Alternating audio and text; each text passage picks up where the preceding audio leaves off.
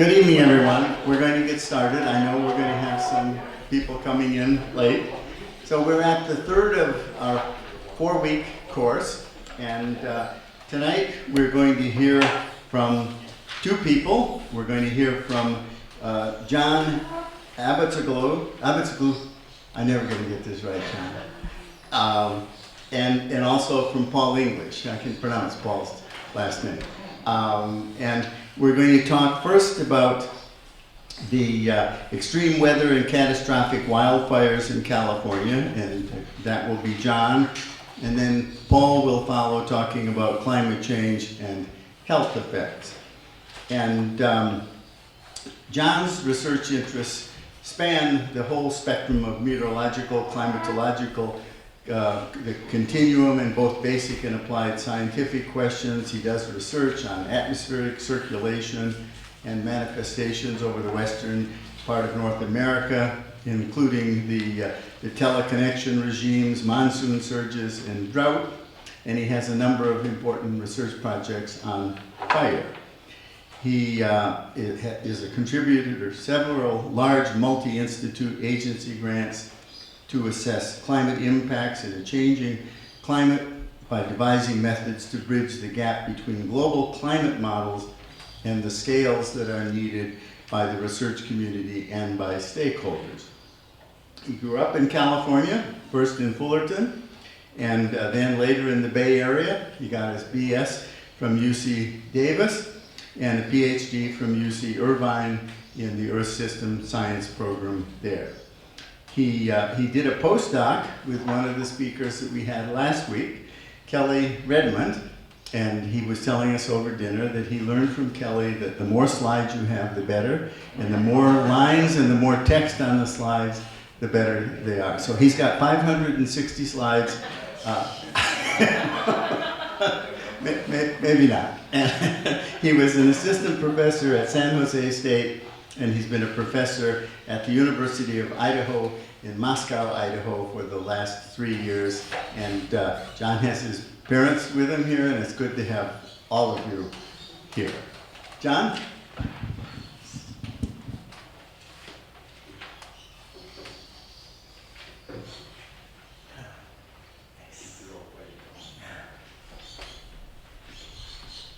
Okay, well, thanks to Jerry and the Aquarium of the Pacific for the invitation. It's good to come back to Southern California. So as alluded to in my bio, I'm a professor from Idaho. So what's a professor from Idaho doing here? I'm also a Californian. And so you can imagine how that goes in Idaho. I'm a Californian talking about climate change. And so it's a good experience for me. I grew up in Southern California. I got my doctorate from the University of California, Irvine. Have multiple generations of family that are Southern Californians, including my parents. And I also developed a passion for weather as a youngster growing up in Southern California. What's that? So this is the joke, right? I tell my colleagues in meteorology and climatology that I grew up in Southern California and was and just so interested in weather, and they look at me kind of weird. And they go, this guy's got a couple screws loose in his head. And I don't disagree with them on that, but I do kindly remind them that yes, indeed, Southern California has probably one of the best climates in the continental United States, the Shangri-La, if you will. It's always 72 degrees. I landed in Long Beach. They said it's 68. I'm like, it's room temperature. But amongst that sort of Shangri-La and climate, once in a while, as you all know, that climate is punctuated by an extreme. And in Southern California, the extreme weather that we have is not necessarily the extremes that makes Hollywood movies or that CNN typically covers. We typically have two types of extremes, the extremely wet and the extremely dry. And the extremely wet is basically the large-scale, long fetch flow from the subtropics, typically known as Pineapple Express events. And those are typically associated with long and elevated rain rates when combined with saturated soils can lead to flooding hazards. I'm not going to talk about that today. We're at an aquarium. It's already pretty wet here. I'll be talking about the dry extremes. And probably only weather weenies like myself get excited when the relative humidity drops below 10%. Okay, you guys probably don't care. But when the relative humidity drops below 10%, and that gets combined with preconditioned fuels, fuels that are dry and able to combust with some wind. And in ignition, that's the ingredients that you need for wildfire. And that's the sorts of extremes that I'll be speaking about here today. And in the autumn, as we do know, in the summer and the autumn, once in a while, we can get these sort of ingredients coming together to create CNN-worthy weather extremes. And those take form in typically the Santa Ana-driven wildfire events that are actually, sorry, my title slide here, form sort of the crux of this term catastrophic wildfire. So let me give you an idea of what we'll be spending the next, say, 50 minutes talking about.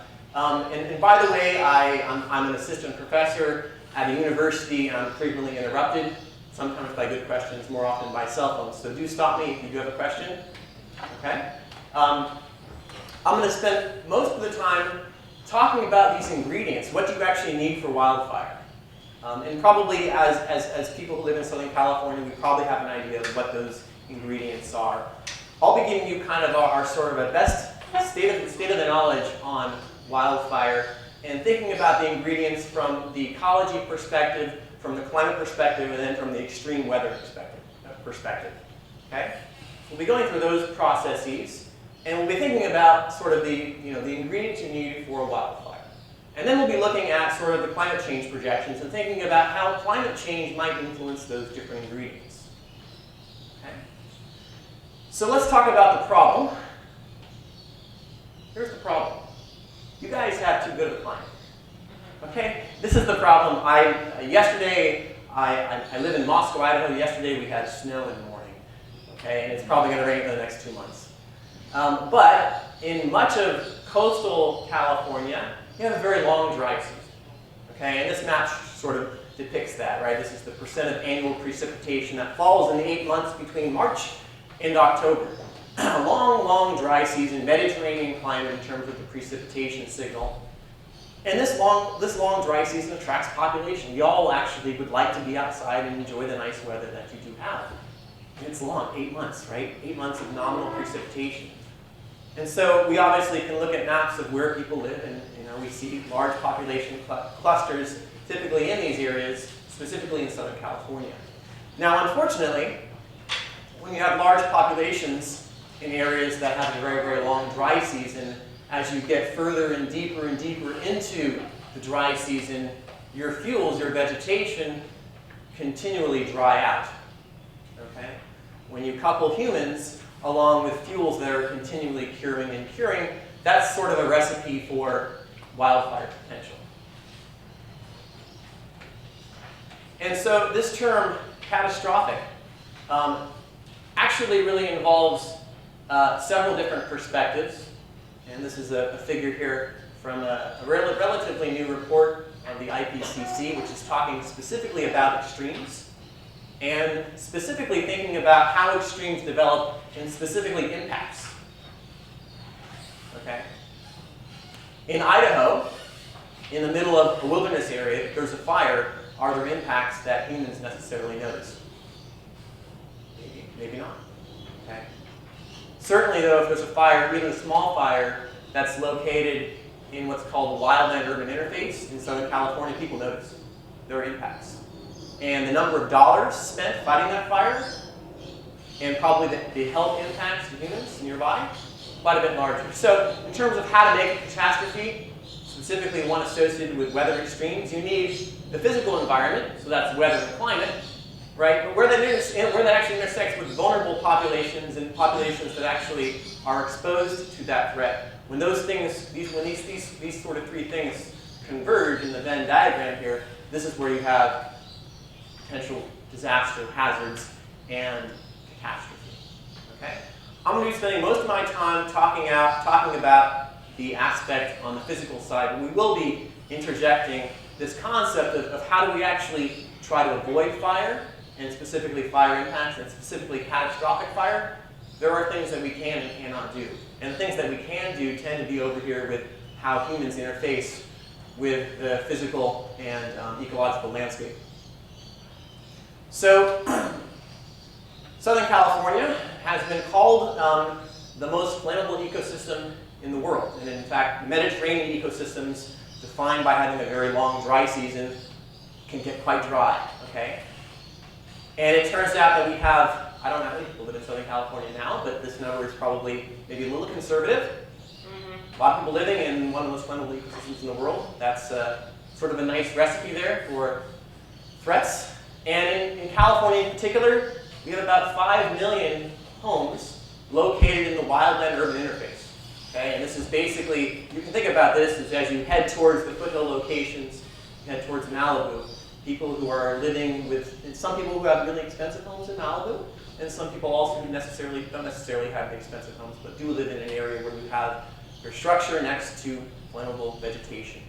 And that number in California is quite high in terms of number of structures.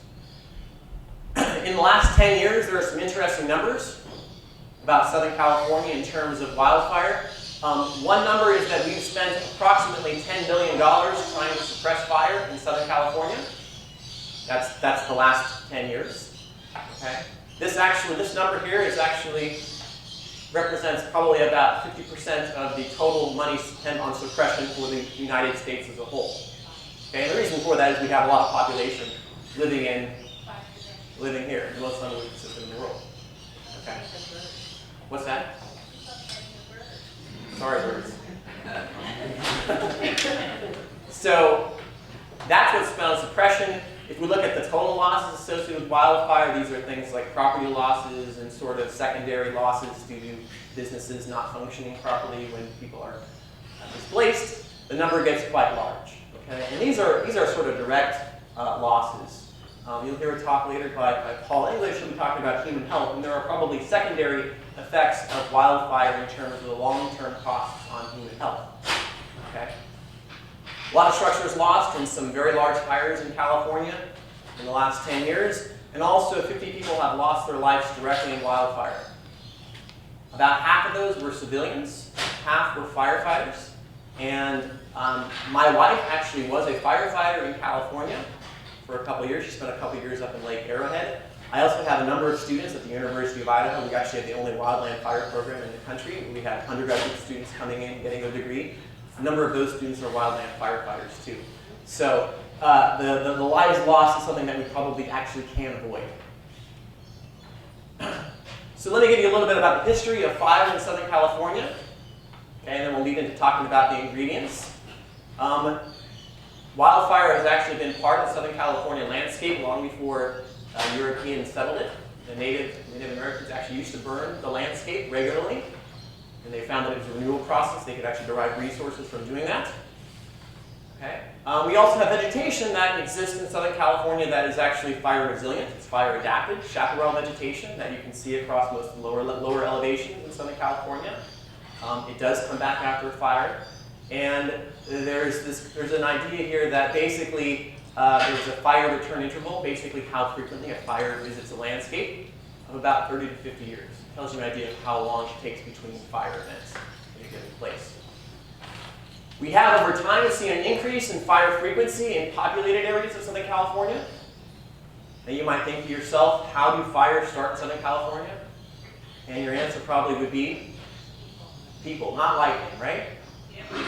Not lightning. And that's kind of associated with you don't get much precipitation during the dry seasons. Lightning strikes actually do occur, but they tend to be much further inland, maybe in some of the mountains and obviously the deserts, but certainly in sort of coastal California, that's humans. Okay.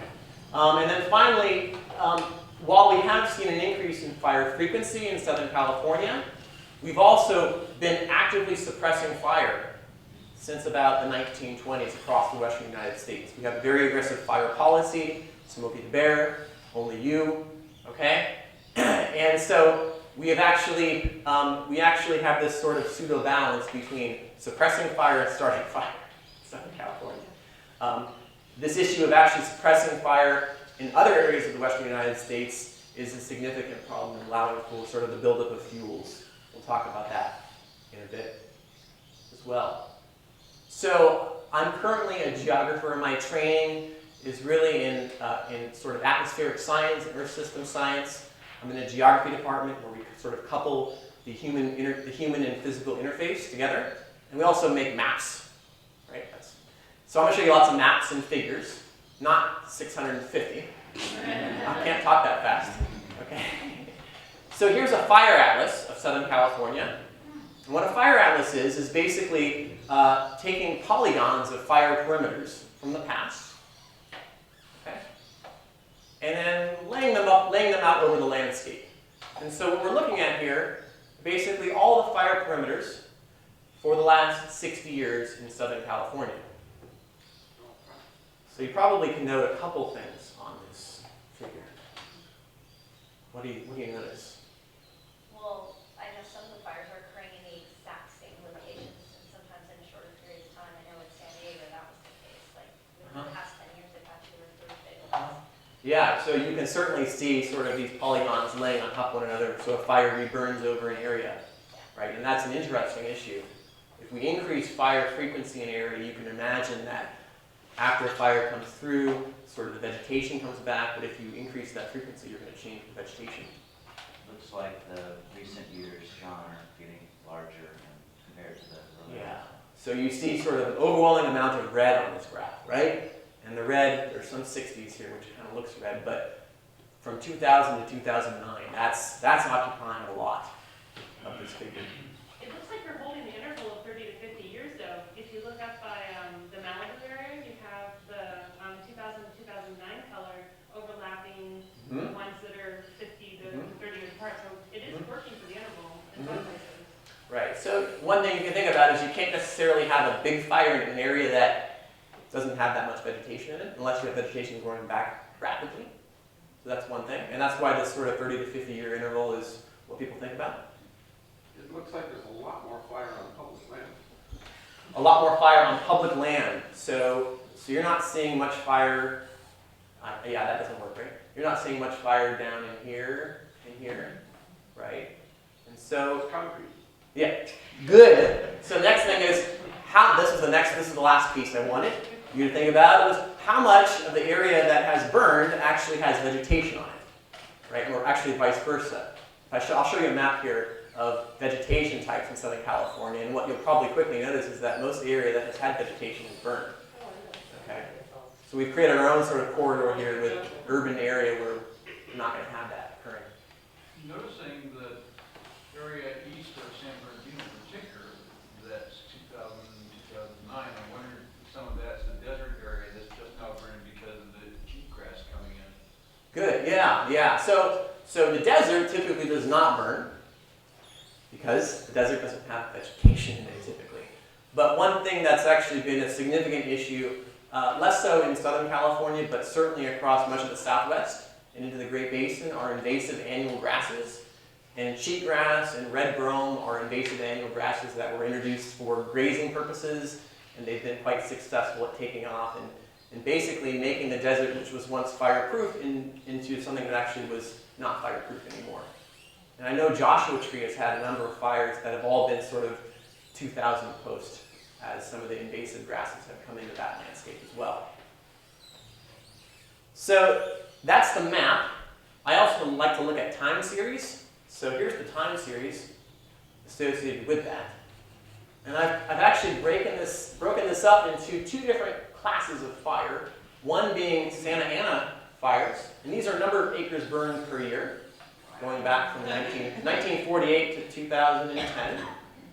So the Santa Ana fires are in red, and the fires that are not associated or attributed with Santa Ana winds are in black. Okay, and so you can certainly see the last 10 years have been quite fire happy, if you will. Okay, there have been big fires in the past. You can see back here in 1970 some significant Santa Ana fires in terms of acres burned. Okay.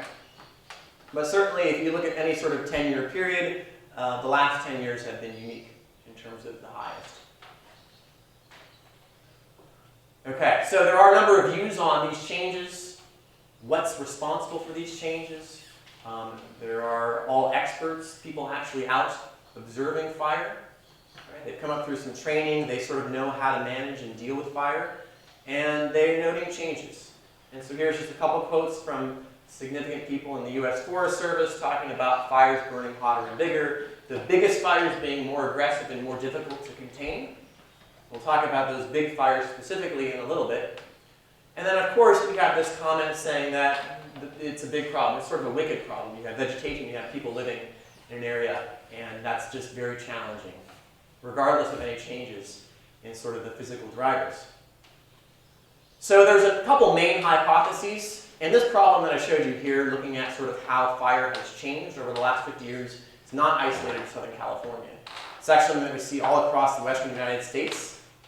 Significant increases in wildfire, large fires, unmanageable fires. Okay? Two main hypotheses. What's responsible for those increases in large fires? One is this idea of basically fire suppression. Right? Decades and decades of fire suppression has allowed for the buildup of fuels in the landscape. As you have more fuels in the landscape, it's going to be very, very easy to allow those fuels to keep burning. We all know this. If we have one twig in our fireplace versus a lot of logs, well, the twig is not going to work so well. So this is one hypothesis.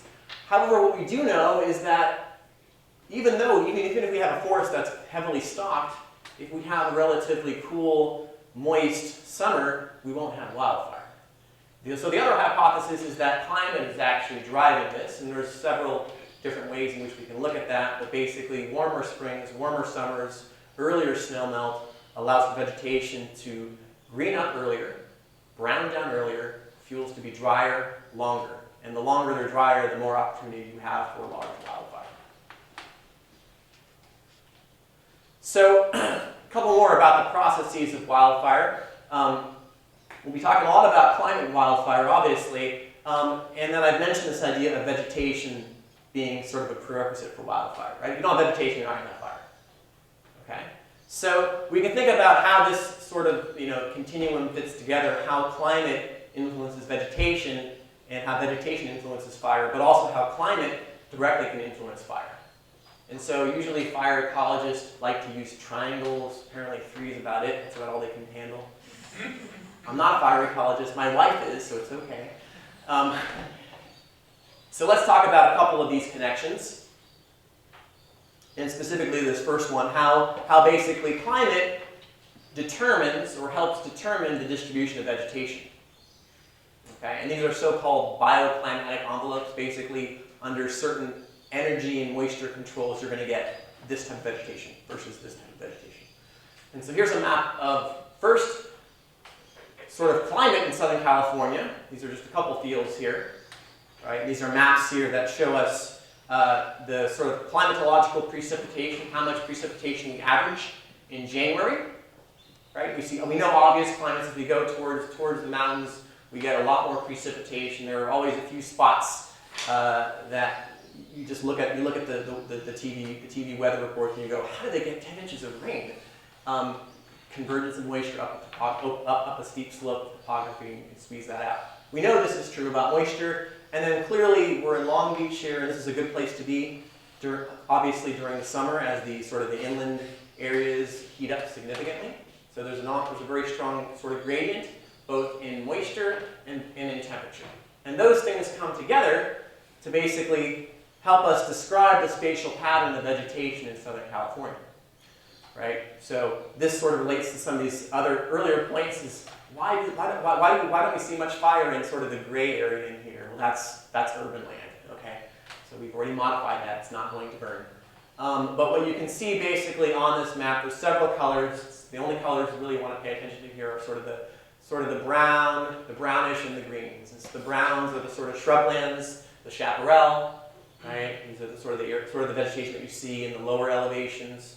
As you get up to the higher elevations in the mountains of the San Gabriels, peninsula and transverse ranges, you get up to an area where you have sufficient moisture long enough during the season to support coniferous species and trees. Okay? And these things are described at first order by climate. So if climate changes, you might imagine that some of these distributions of vegetation might change as well. Okay, so the second way in which climate can influence wildfire is through interannual climate variability. And so Southern California actually has a very pronounced interannual variability in precipitation. And I remember as a grad student, I was here during the, I'm going to get the year wrong. I think it was the winter of 2004, 2005, when Los Angeles recorded more precipitation that year than Seattle. Okay, Los Angeles got 35 inches of precipitation. I had colleagues who said, we're going to leave the lab, we're going to go to Death Valley, and we're going to actually kayak across Death Valley. Okay, and that's I don't know. I think that's probably on the order of, it's close to 3 times above normal in terms of precipitation. And then flash forward to the winter of, the winter, or the water year 2006, 2007, when I think Los Angeles got on the order of 4 inches of rain. Okay, and that was the year when we had a number of large wildfires. That sort of year-to-year variability in moisture in particular, very important for sort of vulnerability to wildfire. And so, if we look at 2 different vegetation types that we have in Southern California, we have sort of the flammability limited species. These are up in the mountains, the conifers. Okay, usually pretty densely packed together. A lot of moisture. And usually they're actually not dry enough to burn. As you go deeper and deeper into the summer, they become more and more vulnerable and conducive to fire. Okay, so during a very dry year, sort of the forests can burn. Whereas if you look at the lower elevations, the chaparral, the shrubs, what can actually happen is that if you have a wet enough year, you can lead to increases in fine fuel growth grasses. Those grasses can then nestle in between the chaparral. And then you have a year following that where you have a dry year. That sort of combination can allow for you to have a sort of connectivity of your fuels, so that once an ignition starts, you can actually have a significant wildfire be carried. Okay, so year-to-year variations and the different types of fuels can actually be pretty influential. Okay. Now, we don't usually worry about sort of, run-of-the-mill fires unless they're right on top of someone's house. And we have a number of wildfires even during cool, wet years in Southern California. Okay? The things that we do worry about are the very large fires, the mega fires. And these fires have names. So in some ways, they're sort of our best sort of surrogate for hurricanes. They also have names. They have names, they're evil. Okay? Fires are not evil, they're part of the renewal process. But when we have these large fires, they can have significant impacts. And so most of the impacts are manifested through these very large mega fires that can be catastrophic. And so some statistics here about how much of the acreage actually burns. Most of the acreage that burns during these big fires. They really consume most of the area burned. They also tend to occur under perfect storm type conditions, where you have all those ingredients coming together. Okay, so in sort of the uplands, if you will, where we have conifers, the right ingredients might lead to a very, very dry year, and you have prolonged fire weather in that area. We'll talk about that. That's what happened in the Zaka fire in 2007 and also the Station fire in 2009. The other class would be the extreme weather events that can actually drive a fire, a wind-driven fire, also known as Santa Ana wind events in Southern California. And those are also perfect storm type events. They tend to occur sort of right before we get our first rain of the fall. You can imagine, go back to 2003 or 2007 when we had Santa Ana fires in late October. What would have happened if we got an inch of rain a week before that? You would dramatically reduce your sort of vulnerability. Fuel moisture would go up significantly and not necessarily support a fire. Okay? So let's talk a little bit about these very large fires, because they do pose a significant threat. So here's a couple of them. This is 2003 and 2007. These are fire sieges. Okay? Both occurred basically the last week of October, and both consumed here in 2003 750,000 acres, and in 2007 500,000 acres.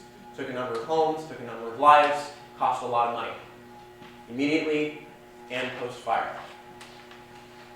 And probably more than any other weather extreme in Southern California, wildfires account for the most in terms of property loss. See, we're talking about fire and climate and gotten more. But now, of course, we have winds, and the humidity is going to drop. Okay? And for both of these events, we had a delay in the autumn precipitation. The autumn rains did not come early enough. And as you go deeper and deeper into winter, the potential for Santa Ana winds increases. Okay? So let's talk about the two main fire weather patterns in Southern California. Red flag warnings, you may know them as red flag warnings. If you go to the National Weather Service, they look like pink flag warnings. I don't know why. They've actually isolated red for tornadic outbreaks. That's fine. So there are two main types that we have, and they actually help categorize the two main types of large fires that we have in Southern California. The first type is where we have a large ridge set up, the sort of ridge that also kind of leads to heat waves. Okay? But when a ridge sets up in summer, and we have fuels that are already dry from, let's just say, an earlier end to our spring precipitation and warm conditions in spring and summer. When that sets up at the right time, we have the ingredients all coming together. Low relative humidity, warm temperatures, and a dry and unstable atmosphere. And what happens in that case is we get what's called a plume-dominated fire. We actually see sort of, it looks almost like thunderstorms. The fire plume itself, it goes straight up. Okay, and as that fire goes straight up, actually you mix air in, which actually invigorates the fire. Okay, that's one type. The other type that you're probably more familiar with are wind events, and in Southern California, primarily Santa Ana events. If you go up to Santa Barbara County, they have sundowners, which are sort of a cousin of Santa Ana wind events. But the ingredients you need, again, are very similar. You need dry fuels. Typically, sort of the shrubs and grasses are the ones that are most affected during Santa Ana's. Okay. And you also need very strong, sustained offshore winds. Okay. So let me actually now try to tell you what these signs say. If you go out to the National Forest, you'll see some of these signs. They're colorful, right? Black and red are bad, extreme fire danger, prevent wildfires, Smokey the Bear. Okay, everyone's seen these signs, right? And you might think that this is just somebody went out and changed the dial, right? What basis do they have for actually deciding on these things? So there is a basis. It's not just the bear doing things. We've actually done these experimental studies where we've taken fuels, exposed them to different meteorological conditions, changed the temperature, changed the humidity, changed the precipitation, and watched how these fuels actually dry out and lose moisture. And what we know is when fuels actually get very, very dry, when fuel moistures get very, very low, they're much easier to combust. It's much easier to have them combust and ignite a wildfire. And so we can take meteorological data, humidity, winds, temperature, solar radiation, winds, etc. And these things can all go into basically what's a biophysical model, so physical data, trying to simulate and model the biological state. And in this case, it's fuel moisture. We put these things in here, and it turns out that fire managers that are actively trying to manage fire that has occurred or may occur in the future, they use these sort of metrics to go about their decision-making process of staffing, of how to actually combat a wildfire. You might not necessarily want to go out with a shovel if you have Santa Ana wind-driven conditions. That's not going to help you too much. Okay. So I'm going to show you basically a couple slides. Got some numbers on here, but what I want to really show you here is that in red here we're looking at something called the energy release component, and it's basically a metric that tells us the energy per square meter at the flaming front of a fire head. Okay? Energy per square meter, such that when the energy release component increases, fire intensity increases as well. Okay. And so here's a graph from the Los Padres National Forest in 2007. 2007 was that really, really dry year in Southern California. Okay. And that was also the year when we saw the Zaca fire burn in the Los Padres National Forest. And what we can see here are a couple lines. The red shows the actual value in 2007. The black, that shows our climatology. That's what we expect. So just let's look at the black here quickly. We expect that fuels should basically green up. March, April, okay, and then they start to dry out, they dry out, and eventually August, September they reach their peak, and then they start to actually increase in fuel moisture as the precipitation comes back in, as humidity comes back in. But in 2007, we had a very dry spring, so both the energy release component, and I'm sorry to mention this, but here's the down here in green is something called 100-hour fuels. These are sort of 1 to 3 diameter fuels. Okay. So as the fuel moisture decreases, the energy release component increases. And what you really want to look at here is basically how much above the black line the red line was in 2007. Things were very dry early.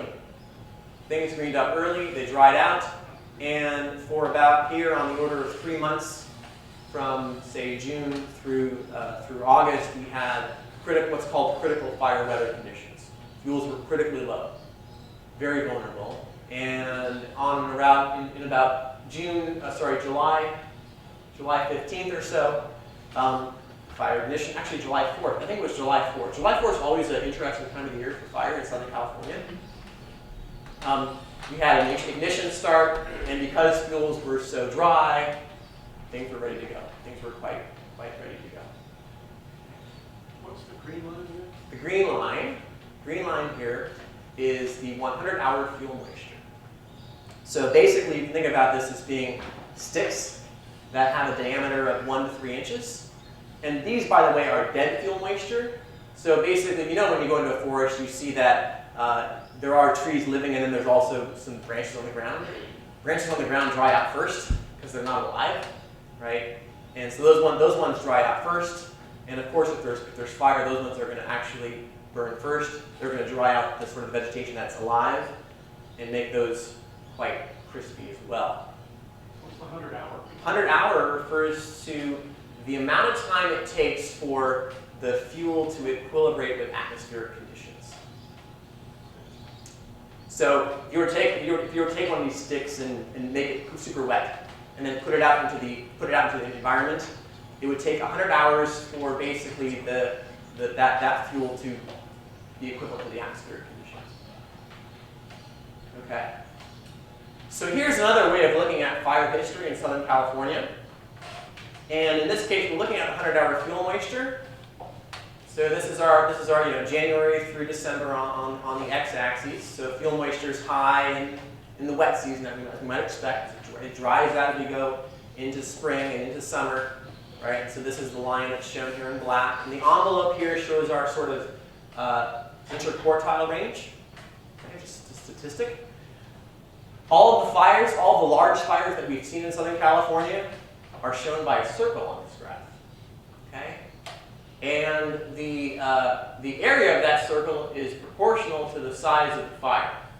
And so I've actually pointed out here in bold, these are the very large fires that burn more than 50,000 acres.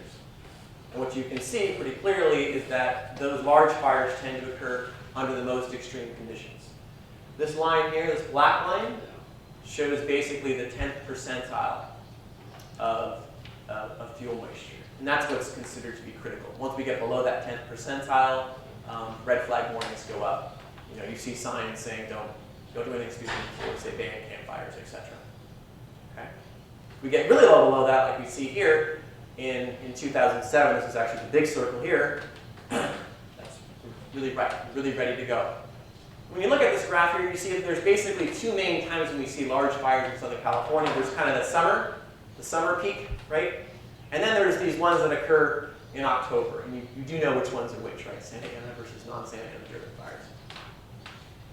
So let's talk about Santa Ana driven fires, and they're considered actually to be the most critical fire weather pattern in the United States.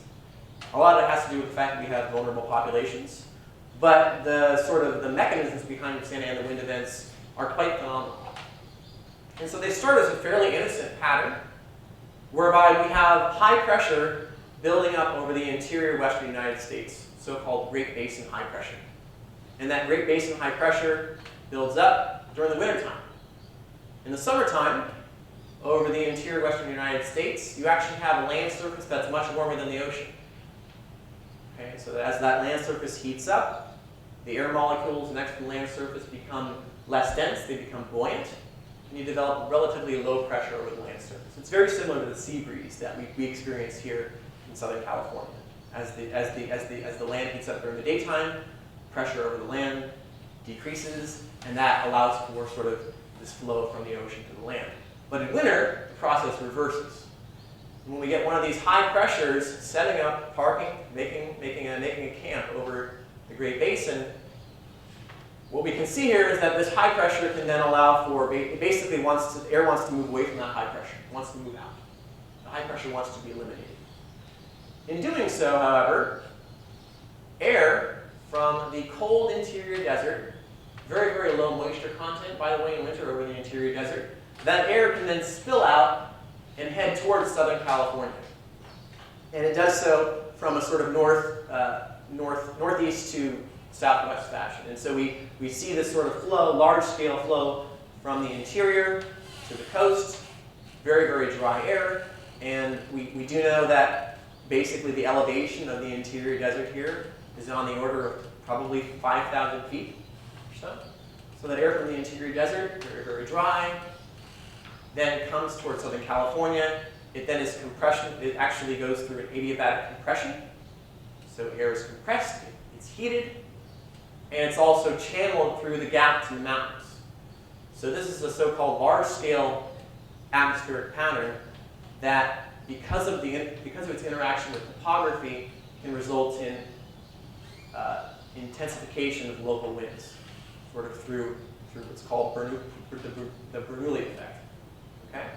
So this is the right combination: low relative humidity, strong winds, and if this thing occurs before we have significant precipitation in the fall, when fuels are quite crisp, that's the right combination. We need an ignition, right? Those are pretty easy to come by. Okay, and then what's also interesting about these Santa Ana wind events is that they tend to be strongest at night. Okay? At night, what ends up happening is that the land surface cools much more than the ocean. The ocean maintains a pretty constant temperature, the ocean surface at least. And so we have what's actually the opposite of a sea breeze. We have a land breeze at night. So when that combines with the Santa Ana wind event, that's when you get our strongest winds. And it just so happens that in Santa Ana wind-driven events, we have the most fatalities within the first couple hours of the winds kicking up. And those happen at night. So it's part of the story. So I'm just going to show you a couple of these fires here that have occurred. These are the very, very large fires. Here's the Witch Fire in late October of 2007, and here's another metric for looking at fire. It's called the burning index. It's a good metric for sort of flame length. And here's when that fire actually took off here in October. So we had like basically the highest ever fire danger associated with that event. Okay, a couple more. Here's the Station Fire, and again, Station Fire occurred here in late August of 2009 in the Angeles National Forest. Okay, very high fire danger. Long window, okay? And then the Zaka Fire, showed you this one earlier. Again, a very, very long period of elevated fire danger. Okay? So different types of fires we deal with in Southern California. When we look at this over the last 30 years, we know that we've already shown you this graph, which shows sort of the number of acres burned as a function of time. We see that the last 10 years are quite phenomenal in terms of acres burned. And we can ask the question why that is. We have more population in Southern California, more emissions, pyros, etc. We're also suppressing fire though too, so there might be some balance there. When we look at the biophysical metrics, so we ignore humans completely, just pretend there's the same number of emissions all the time. When we look at the biophysical metrics, this is showing us the 100-hour fuel moisture, right? Sort of the moistures for the shrubs and whatnot. Average between May and September. And what you see here is that fuel moistures have decreased over this period. So this is sort of isolating potential drivers of wildfire from what has happened. And what we can see is that, indeed, things have gotten drier in Southern California, specifically from the perspective of 100-hour fuel moistures that allow for wildfire to occur. So let's spend the last couple minutes here talking about the future. So I've shown you sort of the ingredients you need for wildfire in Southern California. And we're going to talk about how those ingredients might change in a changing climate. Okay, and you probably have seen this, you probably saw something like this last week when talking about extremes. Okay? So when we talk about climate change, and specifically wildfire, wildfires don't burn under normal conditions, mean conditions, right? Our climatological conditions, we don't have large wildfires. They occur under extremes. So if we want to understand how wildfires might change in the future, what we probably should really be focusing is focusing in on is how extremes are going to change in the future. In particular, from the perspective of wildfire, these extremes of very, very low fuel moisture, okay, and very, very long dry periods. Those windows, if those windows increase and they become even drier, that's going to enable the potential for larger wildfires. Okay? Some projections have been done. This is a couple of them, looking at how climate change might impact area burned across the western United States. And the numbers here are not important. What you can see is that all these graphs show red and orange, which from a map maker's perspective is increases in fire.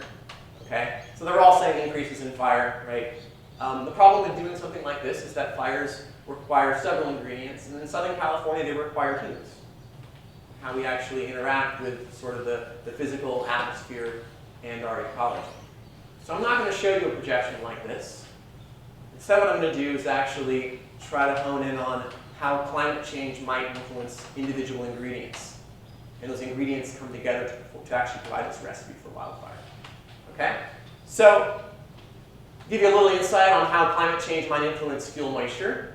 Also, how climate change might influence Santa Ana wind events. Are those going to increase or decrease? Okay? And then I'll just touch on how climate change might influence vegetation, types, abundance. And then finally, how climate change might influence public perception on wildfire. It's not my field, but it's worthwhile talking about and thinking about. Okay? And even if we can do all this, that doesn't necessarily mean that we can project mega fire occurrence and acres burned. Okay? It's a little different than some of the other fields like hydrology, where it's pretty obvious how the atmosphere connects to runoff. Okay? Wildfire is different. So here are some of the projected changes in climate. I'm going to show you this for the entire western United States because that's where I end up doing most of my research. And what we're looking at here is a 4-panel plot. And in the panels here, we're looking at changes in the energy release component. And if you remember what that is, that's basically fire intensity. Okay. Increases in fire intensity can support fire, right? And so this 4-panel plot shows how the energy release component might change, is projected to change. And what's been done here is we've taken 13 different global climate models from the last Intergovernmental Panel on Climate Change report, and they've been downscaled, so they're locally represented. And we're looking at 4 different seasons. This is sort of late spring, right? April 15th to May 31st, June 1st to July 15th. Here's the latter half of summer, and this is sort of September 1st to October 15th. Okay, and in fire season in general across the western United States starts in the southwest, marches northward, and then in sort of October it sort of reserves itself coming back to Southern California, as we know. What we can see from these projections is that Southern California is expected to see increases in the energy release component, fire intensity, in late spring. And it turns out that in summer, there's not any agreement in terms of the projected increases in fire danger from this metric. Okay? And so what this actually represents, what's actually going on here, is from sort of a large-scale climate perspective, climate change is supposed to basically allow for the jet stream to move northward, the sort of descending branch of the Hadley circulation to move northward. And so our typical rain season, it should be over by now, here. The jet stream's now basically coming through my house. Thanks. Okay. But with climate change, we're basically expecting the rainy season to decrease in length. Okay, jet stream moves northward, and that allows for sort of an earlier start to dry season across the southwest. So as that occurs, what you see is an increase in fire danger in late spring. Not necessarily a time of year when we typically get fires in Southern California.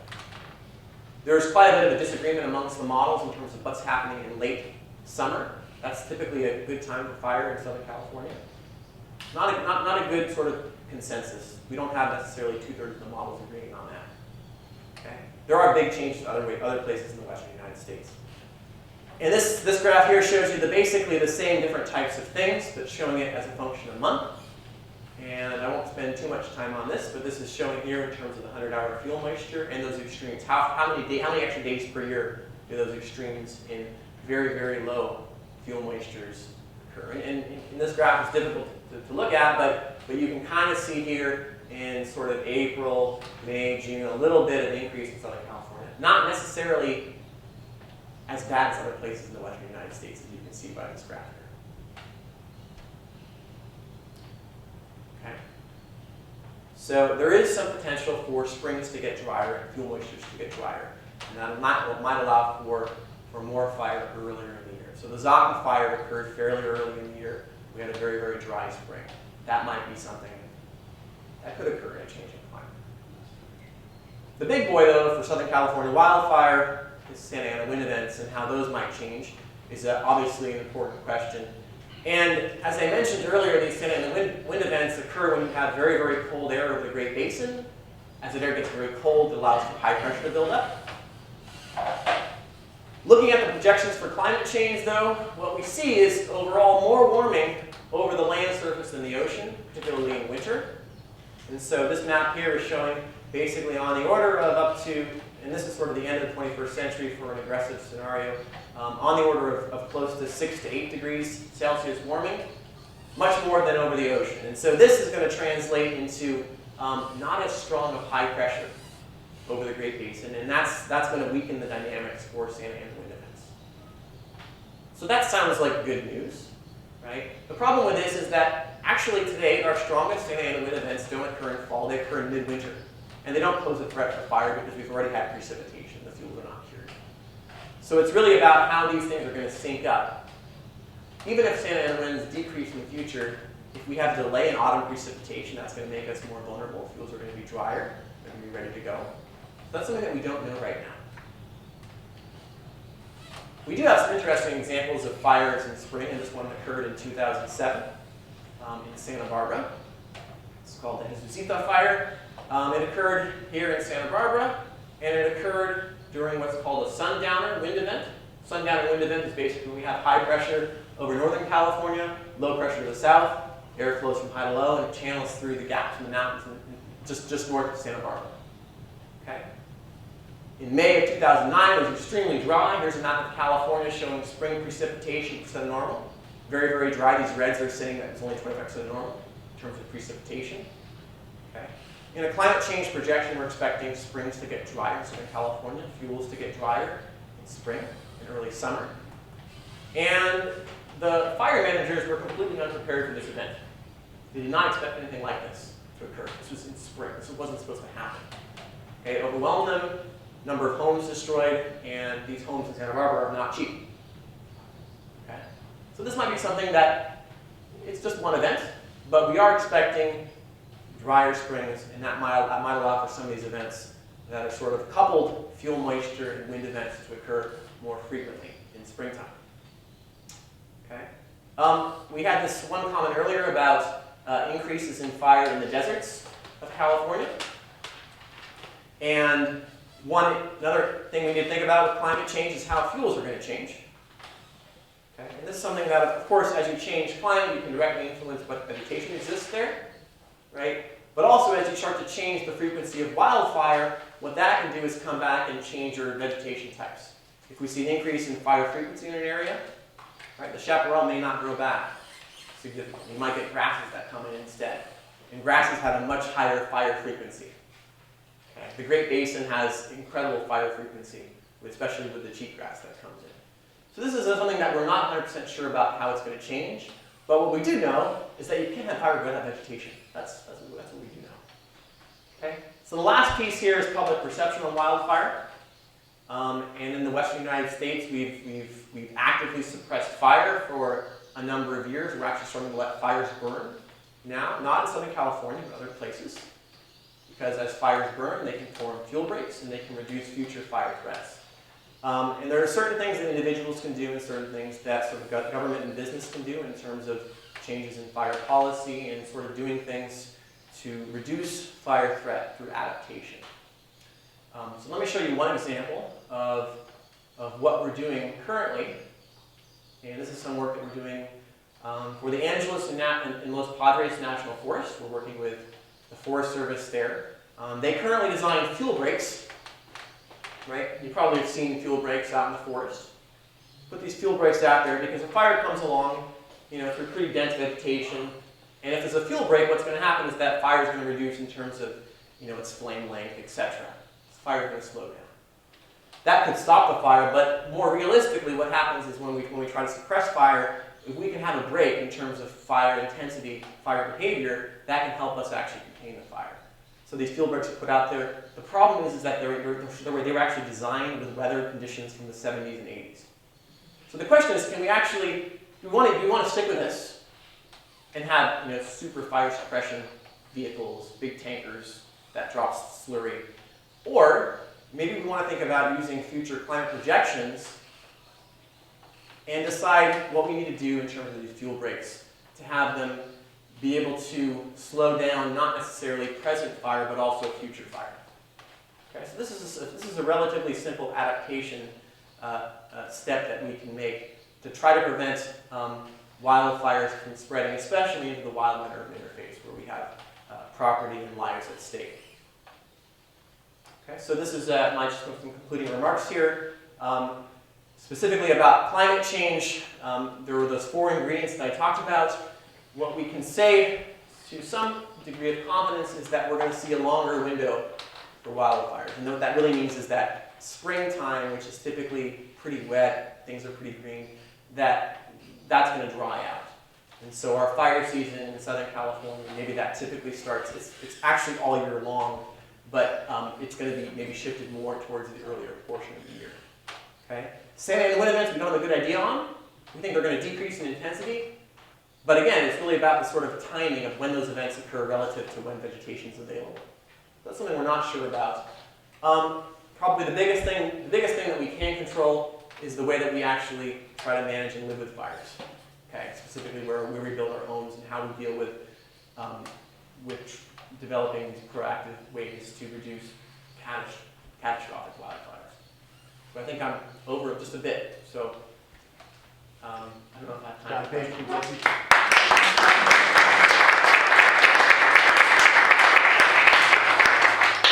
Great talk. We have time for a couple of questions. Who has a question? Yes.